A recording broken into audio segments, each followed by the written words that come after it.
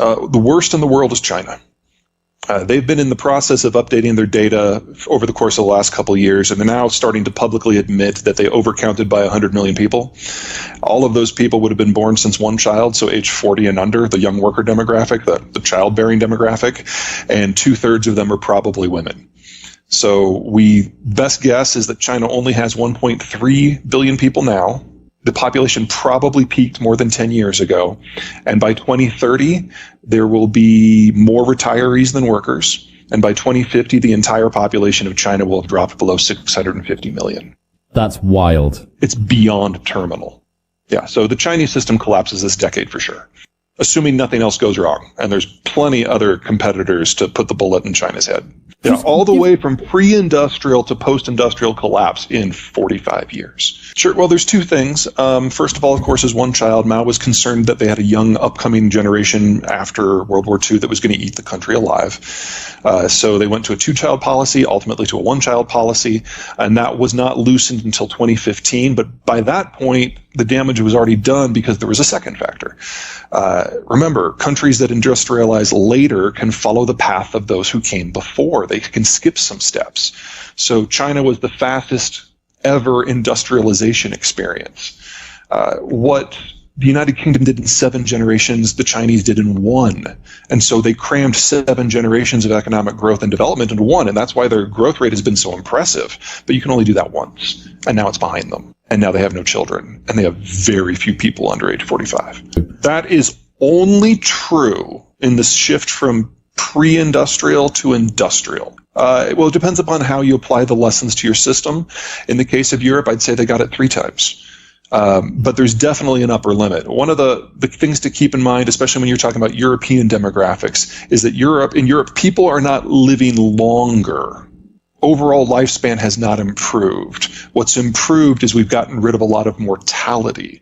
So the things that used to kill you when you were 0 to 65 don't kill you anymore. The 3 countries in the world, in the advanced world, actually in the advanced and in the developing world, New Zealand, France, United States, and largely for the same reason. They're countries that have a little bit more physical space. So their cities tend to be more of a sprawl. You're more likely to have a backyard. More people can live in the countryside and be economically viable. So when these 3 countries urbanized, they did it at a slower rate, and they remain the 3 advanced countries with the lowest urbanization rates in the world. In the advanced developing world, the closest one is going to be Mexico, and for similar reasons. Central Mexico, which is on a highland massif, is just one giant suburban sprawl, and that means that people can have more children. Now, all of these countries still have their own demographic hiccups. They all have the baby boomer problem.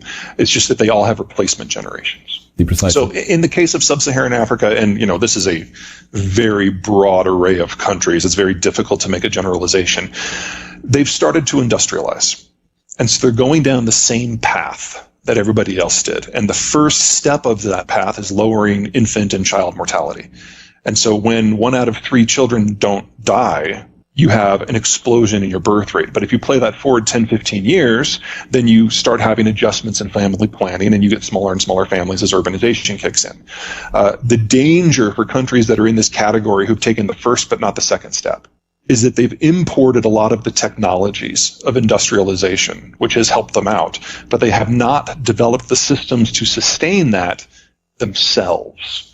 So if something happens to the outside environment, they lose all of the benefits, healthcare, medicines, fertilizers.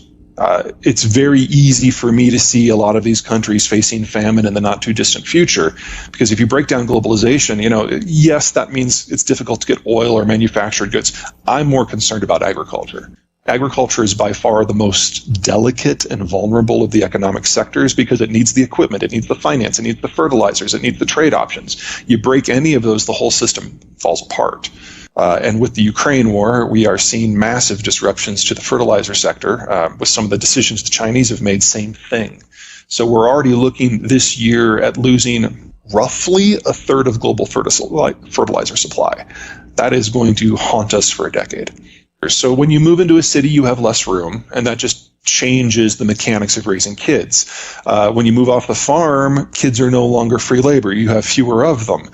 When you urbanize, when you have electricity, you've generated time.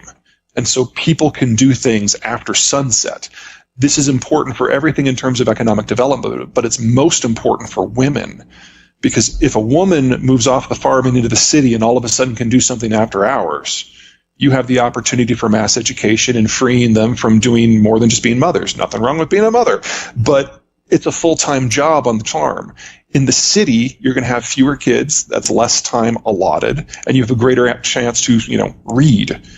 And so the entire women's right movement is basically linked indelibly to electricity. And once you have it, women have fewer kids because they now have other things going on in their lives that compete for attention. The British example with the cotton mills was probably the best example. The first group of people to urbanize weren't the men. It was the women.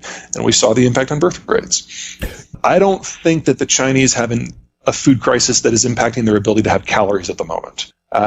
Chinese land is among the worst in the world, and so it requires a huge amount of fertilizer to grow anything, specifically phosphate for rice. It's by far the world's most phosphate-hungry crop, and the Chinese traditionally, because of that, have been the world's largest producer and exporter of the stuff. The problem is actually with African swine fever. Now, you may have heard of that a few years ago. They had a big outbreak. They ended up culling more hogs from their farms than the rest of the world's commercial farms have hogs. They went to rebuild their herds, but they never abrogated the debts for the farmers who went out of business. They just offered subsidies to bring in new people. They thought that would be cheaper. Well, you have now 2 million new hog farmers in China who have no idea what they're doing. And let's just say that phytosanitary does not translate into Mandarin well in the first place.